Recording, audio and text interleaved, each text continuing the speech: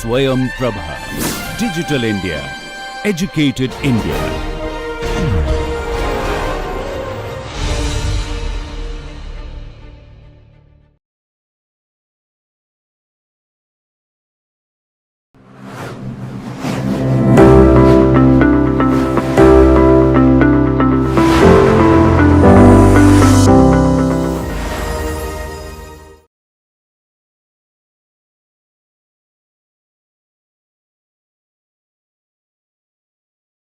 Hello everyone. Now we will talk about economic rationale behind providing patent protection and what does empirical evidence provide us. What do you mean by empirical evidence? Essentially, here we will talk about the different studies which are based either on a country or cross-country data and see the different hypotheses which are being raised with respect to the impact of patent protection, patent policy changes on innovation and technology transfer, whether those hypotheses are verified or not. If not, then what are the possible justifications? Are there certain conditionalities attached to that? So before we go into that, let us first talk about the economic theory and the reason it gives behind providing for the patent protection. Market failure in the markets of technology is an important concern. Why it happens? As a student of economics, you must have heard about public goods. Public good has two major characteristics. One, non-excludability. Another is non-rivalry. So if you go by definition, public good is non-exclusive and non-rival good. And essentially it means that the marginal cost of making provision for an additional consumer or providing one more commodity to a consumer is zero. And people cannot be excluded from consuming it. Public parks are one very common example of such public good. Non-rival good essentially means good for which the marginal cost of its provision to an additional consumer is zero. Is a good rival in consumption? What does it mean? It means it does the consumption by one person reduces others' person chances to consume it. Like I gave you an example of an apple. If I have it, you cannot have it. On the other hand, non-exclusive good means good that people cannot be excluded from consuming it. If there is a highway and there are no toll roads, then definitely anybody can go on that particular road and use it. And moreover, it is also very difficult to exclude. On the other hand, once you put the toll, clearly it will be possible to create some kind of a situation whereby excludability is possible.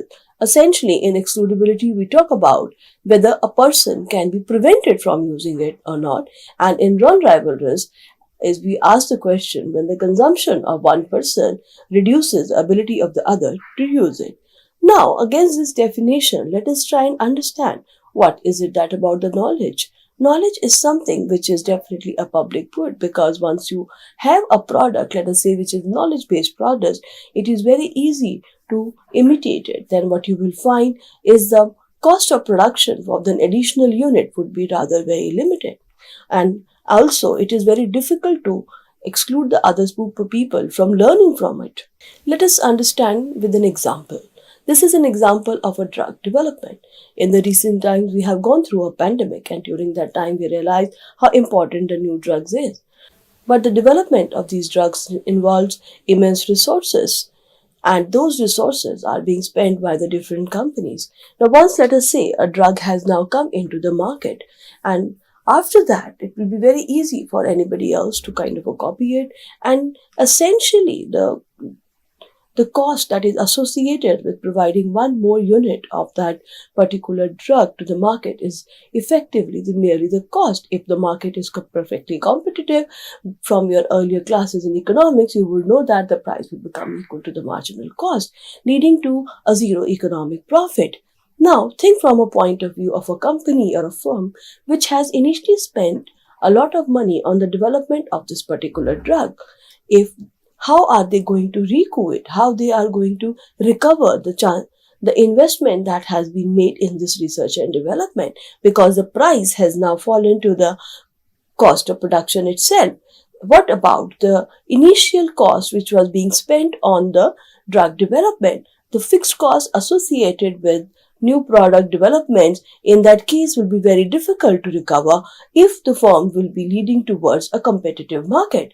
Under this circumstance, a kind of a patent protection which will lead to a time bound or a limited monopoly to the producer will provide them an opportunity to recoup, or as I said earlier, recover the investment that has been made in their research and development. So essentially what we face in this case is that there is a trade-off. What do you mean by trade-off? So on the one hand, we want people to invest in the research and development. On the other hand, we have created a situation whereby what may being sometimes being also referred to as a state-sponsored monopoly. What is the impact of the state, such kind of a state-sponsored monopoly on the market? Let us try and understand from a very simple example and a diagram which you would have done in your earlier microeconomics classes. On the x-axis, let us say quantity supplied and the quantity demanded, and on the y-axis we have price. What we have in the market is a downward sloping demand curve. In a perfectly competitive market, from your earlier studies, you know that there are large numbers of buyers and sellers. And in such a situation, what you have is each seller now becomes a price taker. So the price will be effectively being equal to the marginal cost of the production. So in a competitive market, the price is effectively equal to marginal cost of producing that particular good. The total quantity which is being now supplied in the market is equal to QC. I hope all of you are well aware of this very basic diagram. Now, in case if a monopoly exists in a particular market, we know that profit maximization situation is where your marginal cost is equal to marginal revenue. Why so in this case? I hope you remember that in case of a perfect competition, whereas one firm is a price taker, they will be able to sell all the commodities at a particular price being determined in the industry, whereby the demand and supply forces come together. Whereas in case of a monopoly, in order to sell more units into the market, the monopolist has to reduce the price. That will effectively mean the total revenue will also be affected by as the price will go down. So what a monopolist will take into consideration is the marginal revenue that they will get by selling one more unit and its relationship with the marginal cost, that is the additional cost incurred to produce one more unit of the output. Marginal revenue curve can be deduced from the demand curve, and this will be your marginal revenue curve. You can see that for a monopolist, the equilibrium point as determined by the profit maximizing condition is where your marginal cost is equal to marginal revenue. Let us call this point E0, EM, and let us call this point as C. So now, after having determined this particular point will actually determine how much quantity will be supplied by the monopolist in the market. So that will be equated to now QM. Now what would be the price that will be charged by the monopolist? Again, for this particular quantity, the price as per the demand curve would be somewhere around PM.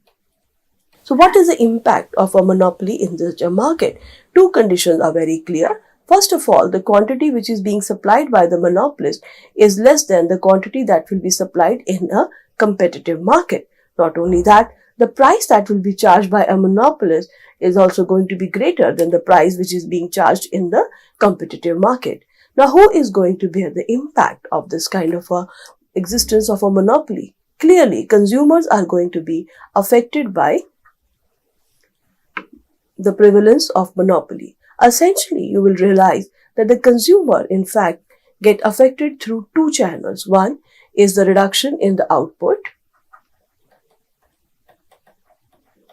and another is the increase in the prices.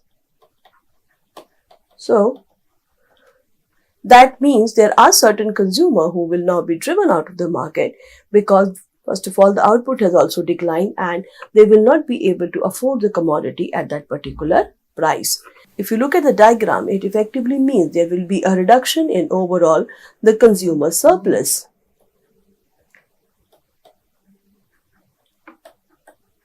I hope you remember from your earlier classes that what do you mean by consumer surplus? In a very simple way, consumer surplus is an area above the price, below the demand. Consumer surplus is essentially being determined by an area below the demand curve and above the price line. So the area which will be covered in this would be your consumer surplus. That has clearly gone down. Another important impact of the prevalence of monopoly in this case would be reduction in the consumer surplus. So if I look at the consumer surplus under the competitive market, it will be determined by the area of A, PC and EC, essentially from this point to this point and this point. You will see that this is an area below the demand curve and above the price line which we have here. On the other hand, if I look at the consumer surplus under the monopoly, it will be determined by point A, PM, and let me call this LM. So visually itself, you can find that the change in the consumer surplus is in fact has led to a reduction in the consumer surplus. So let us now compare these two areas. Clearly there is a decline in the consumer surplus. However, let us first look at this particular area marked by the blue pen. What is going on in this? This reduction in the consumer surplus has actually shifted in form of profits for the monopolist. What concerns the policy makers essentially is this green area. Where is this green area emerging from? Effectively, because now the output in the market has reduced, that means some of the customers are now left unserved in the market. They do not have access to that particular drug because the price has increased. And this is very popularly known as the deadweight loss.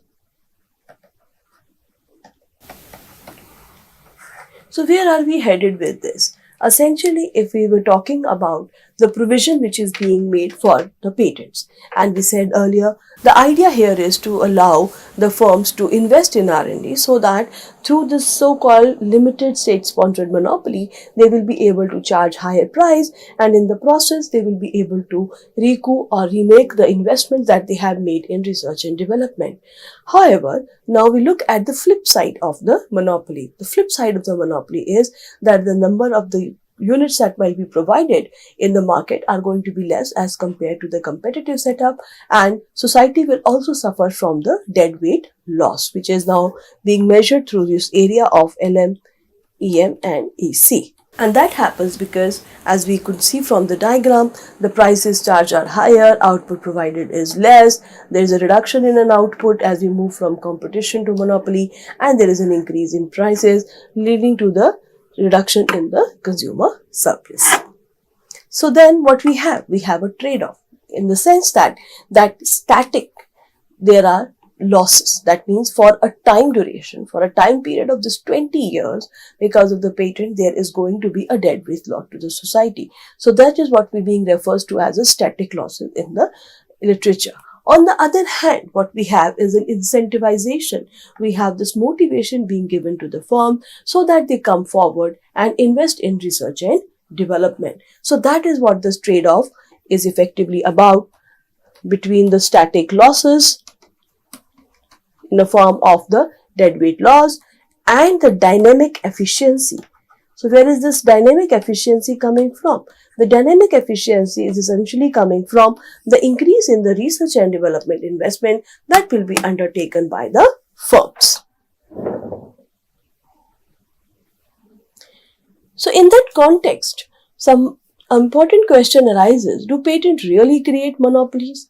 Now, first of all, let us be very clear on this aspect that the patent do not restrict access to information.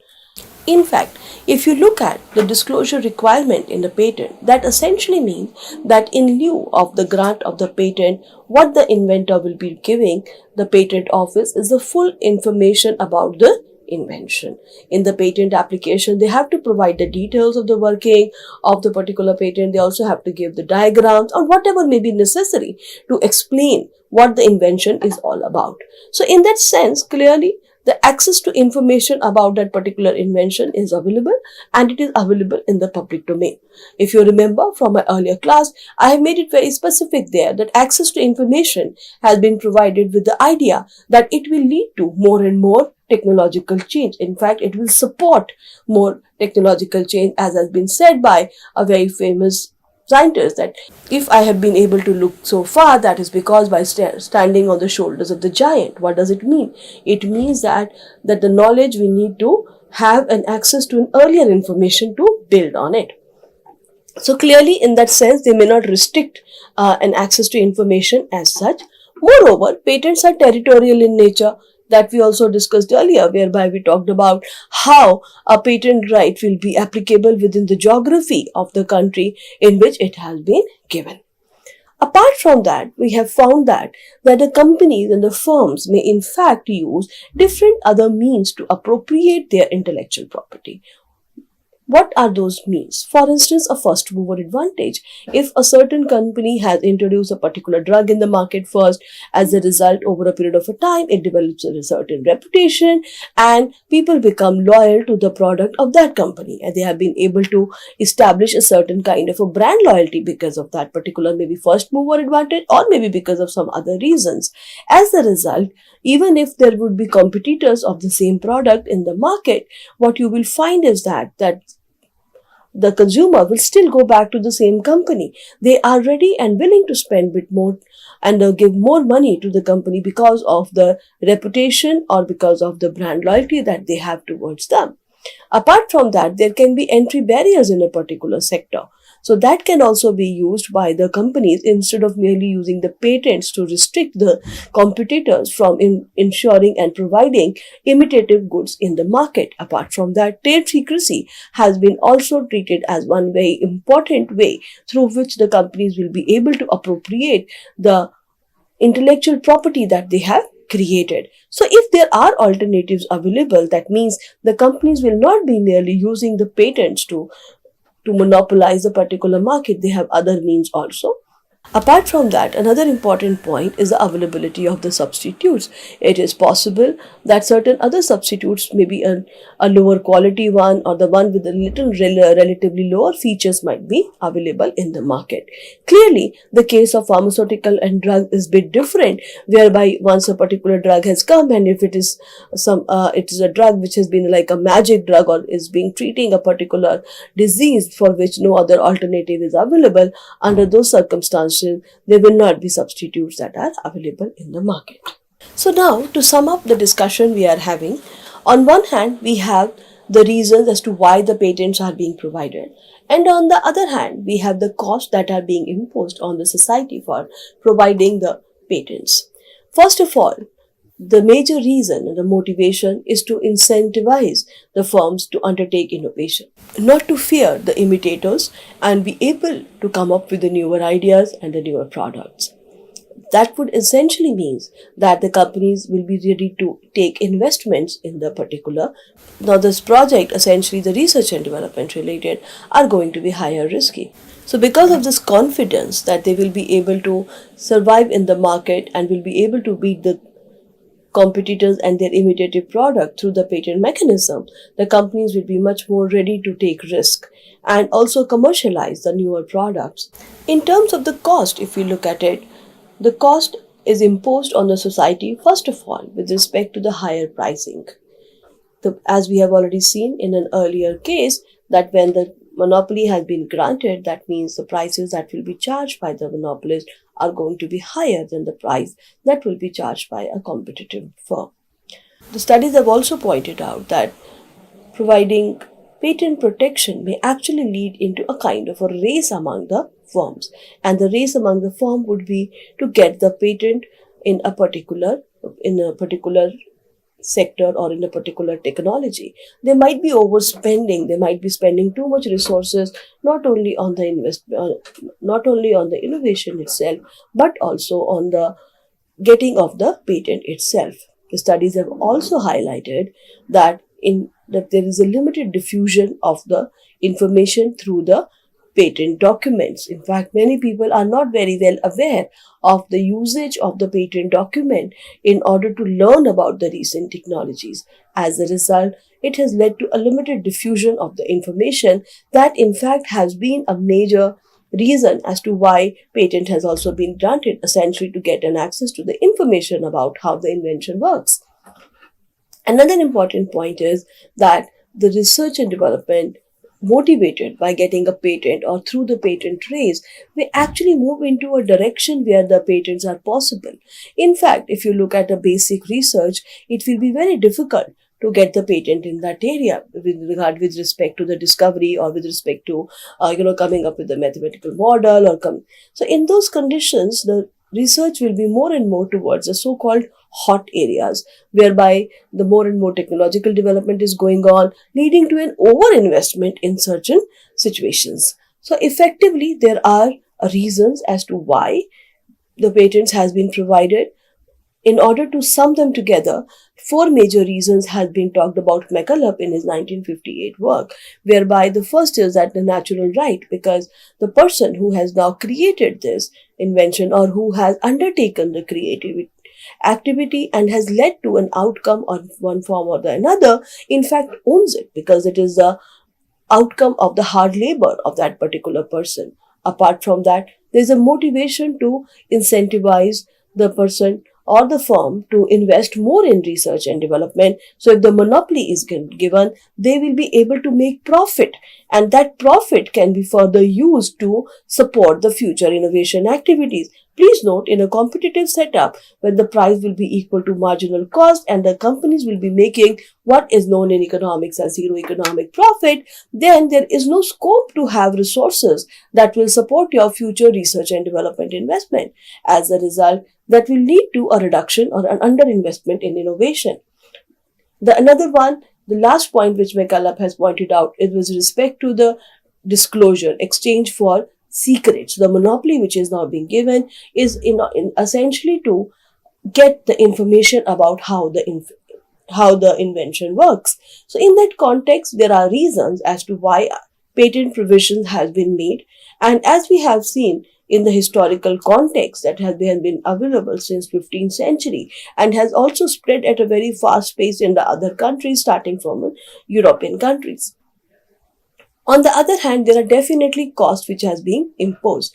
So what we are thinking from a point of view of a policy maker, essentially, in an absence of an IPR, as Professor Park has pointed out, it will lead to an underinvestment in innovation. Whereas the presence of IPR may lead to an overinvestment in some kind of an innovation, like I said earlier, in the hot areas whereby you will find that more and more work is going on. In the recent times, people might be investing more in AI or electric vehicles in order to get the recent patents. So essentially, the idea in that case would be to balance the underinvestment and the overinvestment in these circumstances. One way could be through the support of the government for the research and development, particularly in the basic sciences. Now we move on and we talk about the empirical evidence. Before I get into the empirical evidence, I will talk about what do you mean by this. As I said earlier, here, once the hypothesis has been raised based on the theoretical model, the issue is whether the hypothesis is verified using the real-time data. So what we do, most research in economics will be focusing on collecting information either from a particular country or from a different set of countries, sometimes from firms which are located in a country or firms which are located around the countries. They might even get information on a patent. Apart from that, they may even conduct surveys to know about how firms patent and why firms patent. And then that particular data which has been collected is now different kind of econometric techniques are used to find an answer as to whether the hypothesis is verified or not. So if you look at that set of studies which has actually looked at data and applied different techniques to verify the hypothesis, what do we get? Now we have looked at the theory and we have found the reason as to why the patent should be provided. So let us also look at what the empirical evidence support and what it does not support, and whether it also adds on to the discussion with respect to the provision for patent right and the impact. The impact is in the form of creating more innovation and also to an extent supporting the technology transfer. One of the most influential work by Cohen et al. In their initial surveys has in fact shown that the firms are more and more interested in the alternative mechanisms. If you remember, just some time back, we talked about the different means of appropriability that are available with the companies for appropriating their intellectual property. The study of Cohen et al. Is actually based on a survey, and that survey has shown that the firms use different methods. They use secrecy, they use lead time, they use production cost reduction, superior marketing, and as a result there are also countrywide variations in terms of these responses. And as a result, patent is one of the means or one of the mechanism which is being used by the firm to appropriate their intellectual property.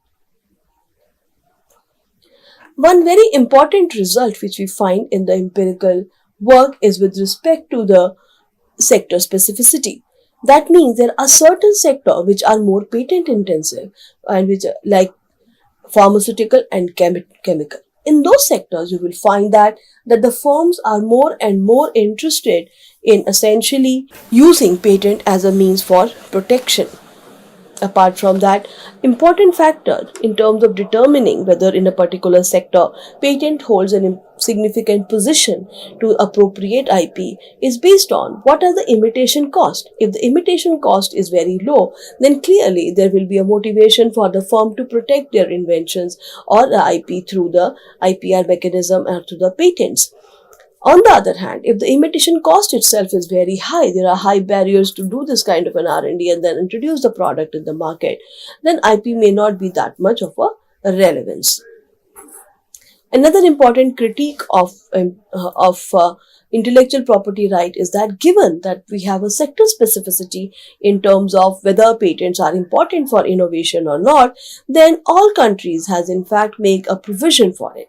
That means we have found an approach which is one size fit all, which may not be relevant.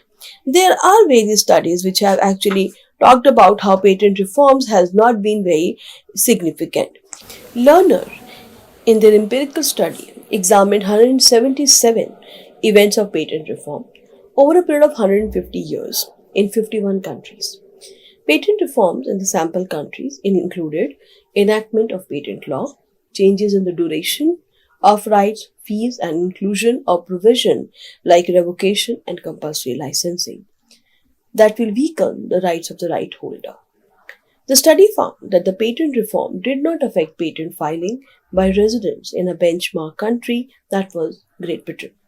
The relationship between patenting policies and firms' innovation activity in that case is not straightforward. Moser has suggested that the policies that grant patent to early innovations in fact discourage overall innovation in the industry.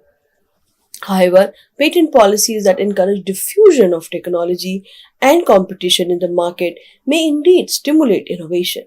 A work by Baldwin and Levin has argued that they in fact has dismissed the role of patent policy in increasing the innovation and productivity. In fact, they argued that the mature industries with diminished growth has potential use of patents to become more and more concentrated.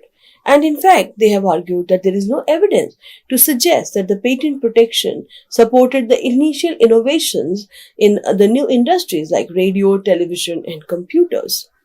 So, in that sense, there are studies which support patent protection as a means for the innovation. On the other hand, there are a set of studies who argue that the patent protection has not been very effective in determining innovation. One important characteristic that come through is that there are sector specificities, and clearly this approach of one size fit all can be reconsidered. Another important point is with respect to the economic development and the role of intellectual property right. If you remember our discussion on TRIPS agreement, then we have talked about how this agreement has led to making provision of the minimum standards with respect to 7 types of intellectual property in different developing countries. One question at that point of a time was also being raised by the developing countries that to what end? What is it that we are going to gain for making this provision? Invariably, this is leading to an increase in the right of the right holder. What do we mean by this? Say for instance, in case of India, earlier product patent was not granted in pharmaceutical. That means somebody could actually reverse engineer the drug and learn from it, maybe make certain tweaks in it, can also get a patent a particular process. However, after the introduction of the product patent, that means now it is much more difficult to imitate a particular technology. That effectively means that the right holders, his or her rights has now been strengthened by this particular change. Similarly, earlier, if the duration was 14 years, which is now being extended to 20 years, clearly it means that the right holders' rights has been strengthened in the domestic economy by making changes as per the TRIPS requirement. Now, the question, as I said earlier, was being raised in the context of the developing countries as to what is it that they are going to gain. And in that context, what we find, once again, a lot of empirical studies has been conducted to understand the role of intellectual property rights in economic development in the context of developing countries. An important work by Chen and Putnam has highlighted a U-shaped relationship between intellectual property right provision and the innovation, pointing out that some of the developing countries, in fact, during the initial stages, might be dependent on imitation as an important way of learning and developing their technological capabilities. If some countries are indeed learning through imitation and the provision for intellectual property rights is increased in such a countries, clearly the innovation is likely to reduce. On the other hand, after reaching a certain level or a certain stage of technological development and its capabilities, there is a possibility that the countries will now gain from making provision for strong intellectual property right. Why? Because the innovation effect is likely to now dominate the imitation effect in an earlier stage. So say for instance, we have taking intellectual property right provision and innovation on y-axis. So essentially, the study talks about two types of effect. One is the imitation effect and another is the innovation effect. So during the earlier stage of technological development, the imitation effect may dominate because this is how the firms are learning. They are bringing maybe cars from another country, they are trying to dismantle them, learning what is going on in them, and then maybe try to put them together. And that particular process is important in the learning curve. So imitation is an important source of learning. However, once a country reached a certain level of technological capabilities, what you will find that the innovation effect becomes important because now the companies in that particular country are very innovative. They are spending resources on research and development and they are capable of coming up with the new to the world innovation. So during that stage, making stronger provision for intellectual property right is likely to increase the innovation. On the other hand, if it is stuck in an earlier stage where imitation is an important source for learning, what you will find that the innovation will actually come down if you increase the provision for intellectual property right. So this kind of a U-shaped relationship has in fact been also empirically supported. In the context of the developing countries, clearly the relationship between innovation and intellectual property right in that sense is conditioned by the level of economic development because it is the level of the economic development which is going to influence its technological capabilities and also what it can or not do. If you look at the empirical literature, in that context, what we find is the Snyder, who has examined the effect of patent protection on innovation, essentially measured using the number of US patent application filed by residents of a given country. And the result, in fact, for the full sample of the studies, show that the innovation respond positively to patent protection. However, after splitting the sample into developed and developing countries, patent has a significant negative impact on the innovation in the developing countries. Similarly, Allotted and Park has also shown that the middle-income developing countries raising patent strength has in fact a negative effect on their domestic innovation. They attribute this negative coefficient to their imitative, adaptive, and non-drastic innovation that undertake place in the developing countries. Sharma et al. In the context of a developing country like India, they also find that the patent policy changes, specifically increase in the protection duration, enforcement, membership, has positive effect on the R&D intensity. However, the overall effect has not been that significant. So clearly, the level of economic development of an individual country clearly influences what kind of a gain that country will have by making stronger provision for intellectual property right. The another important point that has been raised is with respect to the strategic use of the patents by firm.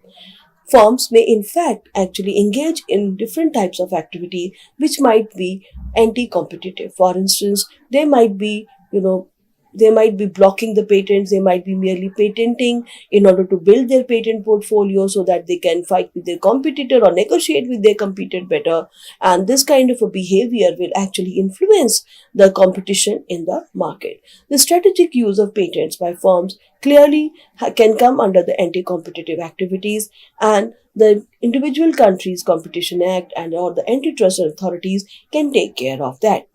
Lastly, I would like to highlight for the researchers of future that there are increasingly important challenges in the studies which effectively look at the empirical relationship between patenting and innovation. In that context, please understand our theory, which suggests that if patents are not being provided, then the investment will not happen. Now, how do you create a counterfactual to the existing situation in that case?